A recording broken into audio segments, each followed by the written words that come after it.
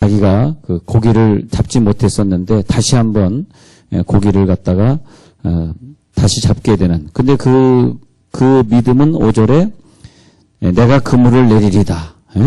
베드로가 자기가 그물을 내렸더니 그전에는 잡지 못했던 고기를 만선의 기적을 이룰 만큼 고기를 잡았다. 그러니까 우리도 이렇게 할 수 있다. 어떻게 할 수 있냐? 베드로처럼 우리도 그물 한번 내려보자. 자, 오늘 이 시간에 다 같이 그물을 내립시다. 할렐루야. 아멘. 주여, 그물을 내리갑시다. 주여, 그물을 내리. 우리 베드로처럼 무리를 걸을 수 있습니다. 믿음이 좀 오잖아요. 그죠? 눈동자들 보니까 별로 믿음이 안 오는 것 같은데, 우리도 베드로처럼 무리를 걸읍시다. 우리도 베드로처럼 그물을 내립시다. 그랬을 때 굉장한 것을 우리가 얻는 것처럼 생각을 했었는데, 지금 제가 한 말을 자세히 들어보면 뭐가 문제가 있는 게 있어요. 다시요.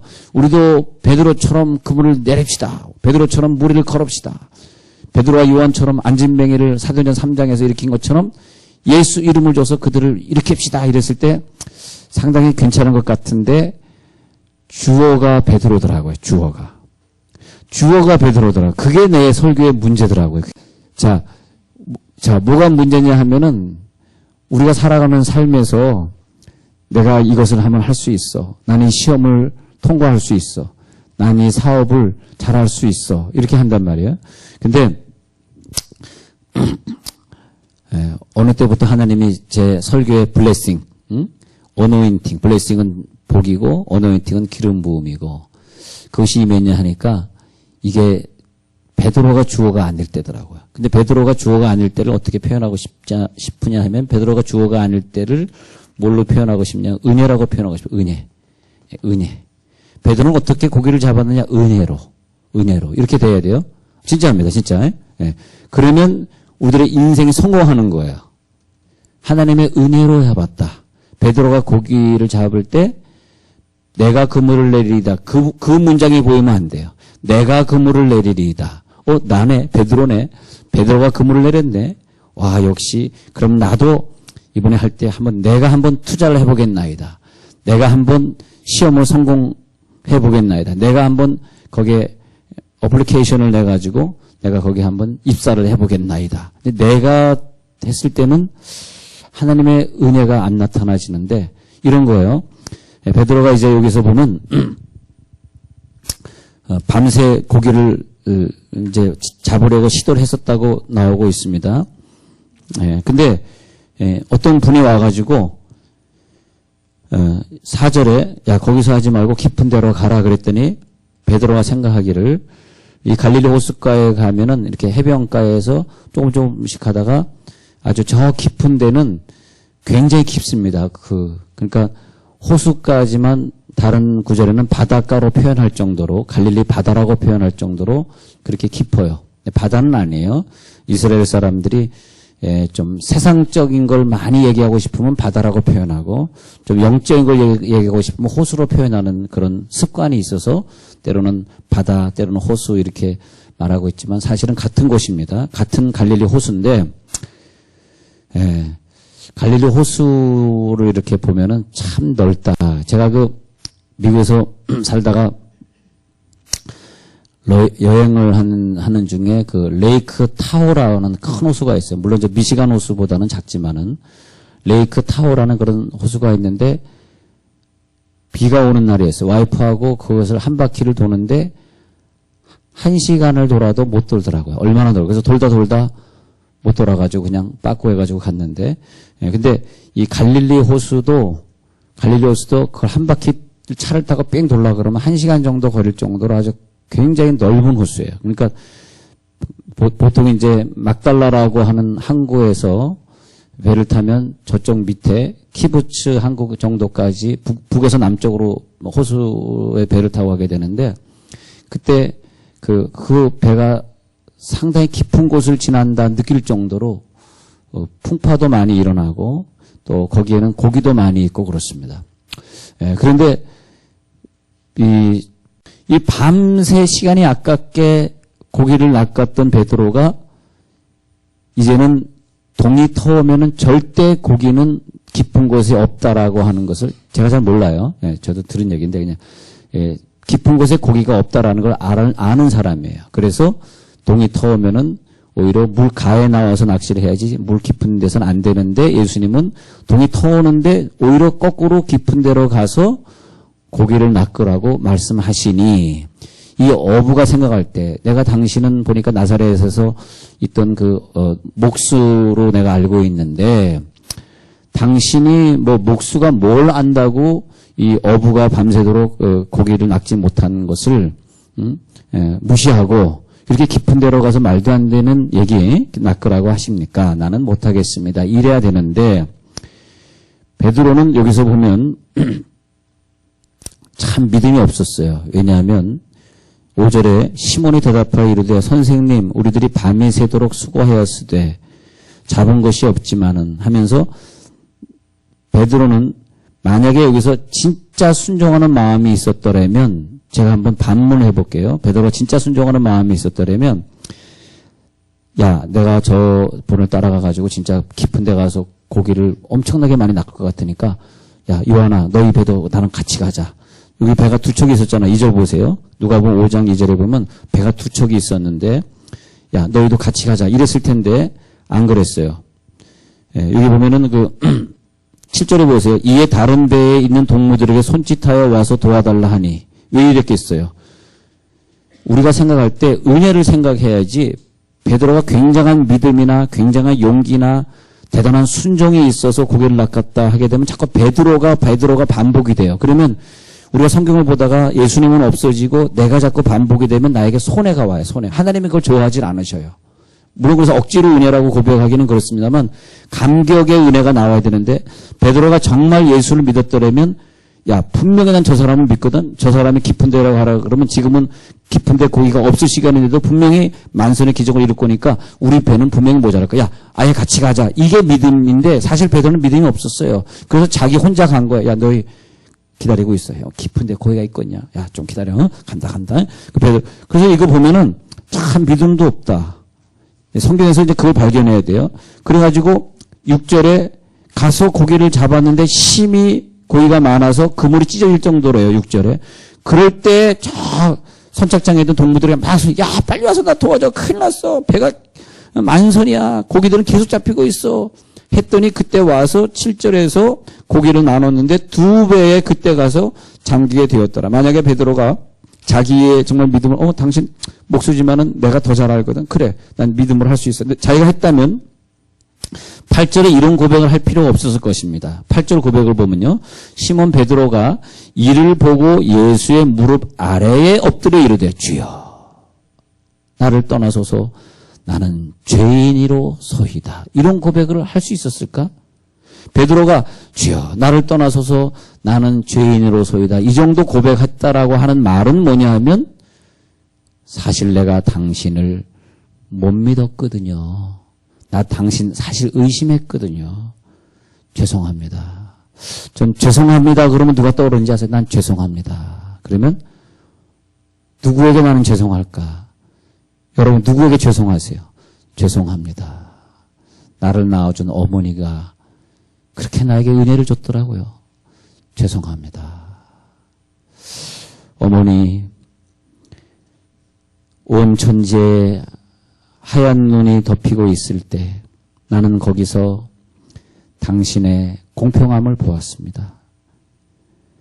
뜰하게 꽃망울 향기가 터뜨리던 3월에 나는 그날 어머니의 웃음을 보았습니다. 5월에 하늘이 찌푸릴 때면 나는 나의 어리석음을 보았습니다.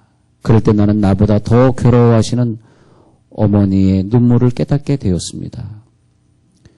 오늘의 바람이 있도록 따스히 부는 것은 아직은 꽃샘 이슬에 떨고 있는 나를 당신의 두 손으로 감싸고 추위를 녹여주셨던 그 어머니의 따뜻한 가슴을 느끼기 때문입니다.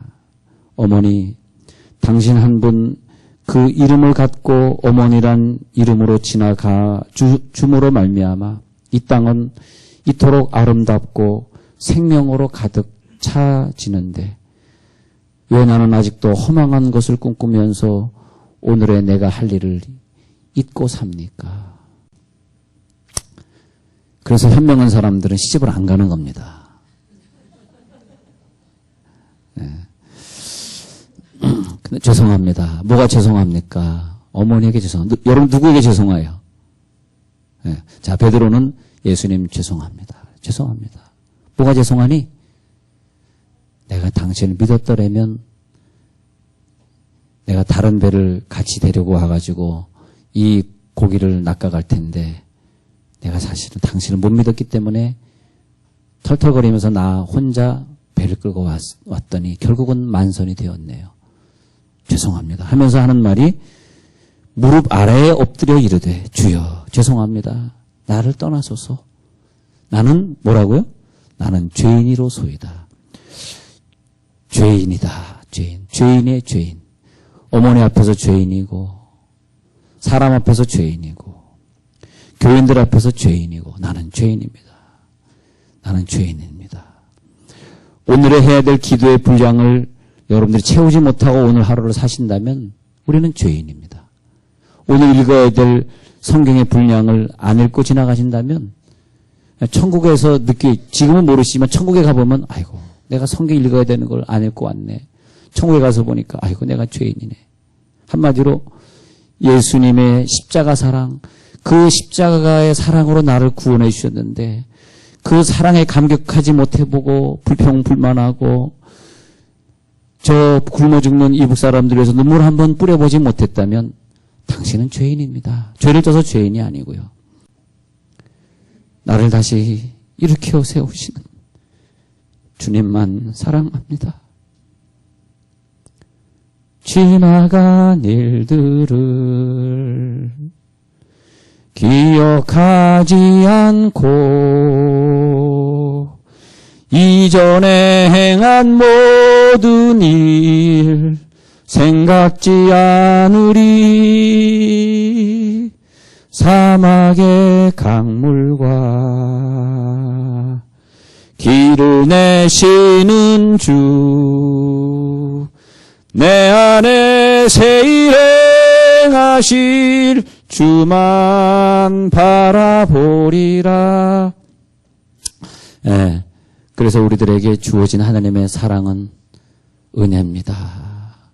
하나님 짧게 주를 믿었는데도 그 짧은 기간에 베푸신 사랑은 평생 예수를 믿은 사람보다 더 크기에, 그래서 내가 아무리 노력을 하고 하나님의 사랑을 따라가려고 그래도 십자가에서 베푸신 그 사랑을 비교할 수가 없기에 오늘도 면류관을 하나님 앞에 드립니다. 그런 고백이 베드로의 고백이에요. 베드로는 주여 나를 떠나소서 나는 죄인이로소이다.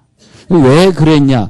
왜 베드로의 노력, 베드로의 헌신, 베드로의 순종으로 결과를 주지 아니하시고 100% 예수님의 은혜로 교만했던 베드로, 잘났던 베드로에게 왜 100% 은혜로 만선의 기적을 주셨냐? 그것은 이유가 있었어요. 그것이 뭐냐 하니까 8절에 가서 첫 번째로 나는 죄인으로소이다라는 고백을 듣고 싶은 것이고요. 응?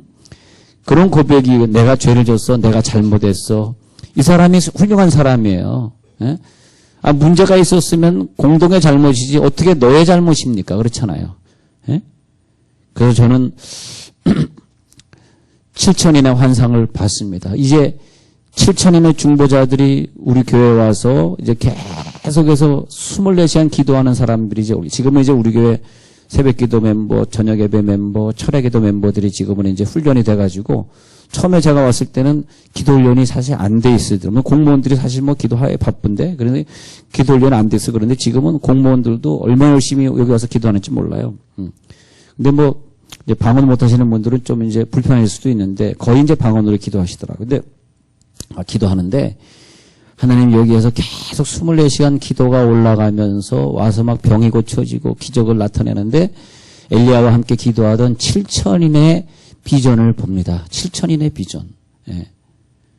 그래서 하나님이 그것을 이루기 위해서 인구를 이쪽으로 지금 이사시키고 있어요. 제가 봤던 7,000인의 비전을 하나님이 주시기 위해서 저를 물론 보내셨지만은 인구들이 모여들면서 지금은 소문이 잘 나지 않았지만 조금 소문이 나면은 뭐 조치원 대전에 사람들이 들어올 텐데 그런데 그래가지고 많은 사람들이 와서 여기서 북한을 위해 기도하고 또 이 나라에 살고 있는 외국인들을 위해 기도하고 그리고 땅끝까지 이르는 미전도 종족을 위해 기도하는 그 선교를 위해서 기도하는 사람들이 나오게 돼 있다는 거죠. 그래서 우리 교회가 이제 도시를 추수하고 도시에서 이름 없고 미천한 자들을 세워서 일꾼을 세운다는 건 뭐냐 하니까 어부를 세워서 믿음의 앞장서게 하는 베드로를 말하는 거거든요. 그러니까 일꾼을 세운다는 것은 유명한 사람을 쓴다는 것이 아니라 우리가 별로 유명하지 않은데도 불구하고 평신도를 세워서 세계 선교를 하게 하시고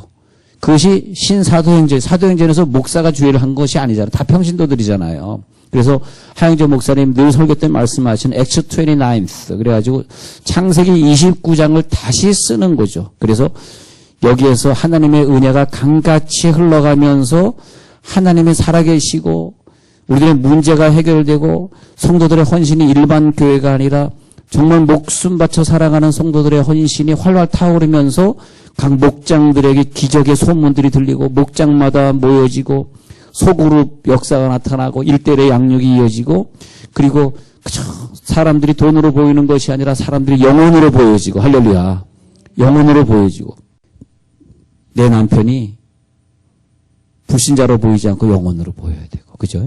내 자녀가 영혼으로 보여야 되고 왜?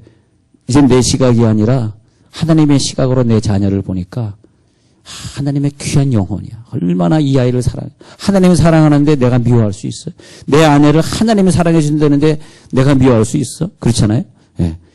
영혼 사랑. 하나님 이 도시를 향한 비전을 보았습니다. 이제 한국 교회를 통해서 세계 선교 지금은 2등이지만 미국 다음으로 2등을 달리고 있지만 우리나라가 한 3만 명 정도 선교사 파송했고 미국이 한 5만 명 파송했는데 주여 우리나라가 평신도들이 이제는 세계 선교를 이루면서 5만 명을 추월하는 그런 역사를 허락해 주시옵소서. 그래서 저 지금 주일학교에서 예배드리고 있는 저 아이들 중에서 지도자들이 나오고 예수님을 우선으로 생각하는 십자가 일꾼들이 나오고 십자가를 지고 나라를 위해 기도하는 사람들이 나오고 그 성령 충만한 예수님의 공동체 할렐루야 그런 비전을 주시니까 막 가슴이 뛰는 거예요. 야 이런 비전을 하나님 우리들에게 주시는구나. 그래서 자 그거 그렇고요. 그래서 10절에 가서 보면은 시몬의 동업자 야고보와 요한도 놀랐으며 왜 놀랐는지 아세요? 안 믿었으니까. 믿음이 왔으면 왜 놀랍니까? 놀랐다는 것은 그만큼 믿음이 없었던 거예요. 그러나 예수님은 그 믿음이 없었던 사람들에게 하시는 말씀이 무서워하지 말라. 이제후로는 네가 사람을 취하리라. 내가 너를 일꾼으로 만들어주리라. 영원 사랑하는 사람으로 만들어주리라. 사랑의 방법을 알려주리라. 너를 지도자로 만들리라. 너를 중보 기도자로 쓰리라. 그런 뜻이에요. 네가 사람을 취하리라. 제일 큰 복이다. 너는 이제 하나님의 비전을 가져라. 예수님을 닮은 삶을 이제부터는 살아라. 하나님은 사람을 취하는 일꾼을 필요로 한다. 하나님은 너를 일꾼을 만들 것이다. 너가 직접 그 일을 감당하라. 너는 기도하라. 너는 구하라. 두드리라. 여기에서 하나님이 너에게 복을 주시리라. 여러분 하나님의 일꾼처럼 베드로처럼 승리자가 되시길 간절히 축원합니다.